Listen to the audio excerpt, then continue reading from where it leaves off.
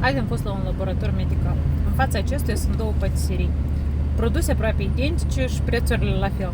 Doar că la una în rând sunt 7 oameni, la una niciun om. Diferența vizuală între ele este doar în branding.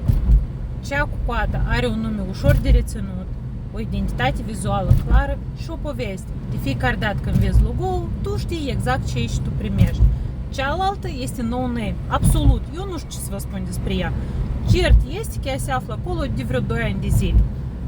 Apropo, patiseria unde era rând s-a deschis acum 2 zile.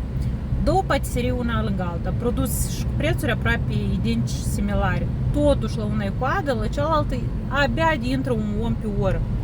Să fie clar că brandul nu este doar un logo, e modul în care faci oamenii să te aleagă și promisiunea pe care tu o livrezi în fiecare zi. Un branding bine făcut, el atrage, poziționarea clară, ea te diferențiază.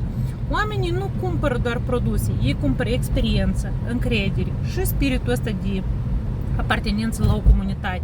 Dacă vrei ca oamenii să stea la coadă pentru afacerea ta, nu este suficient să ai doar un produs bun.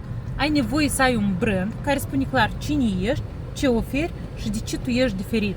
Și dacă mulți cred că brandingul este o cheltuială, nu este așa. Brandingul e investiție care să duce coada la ușă.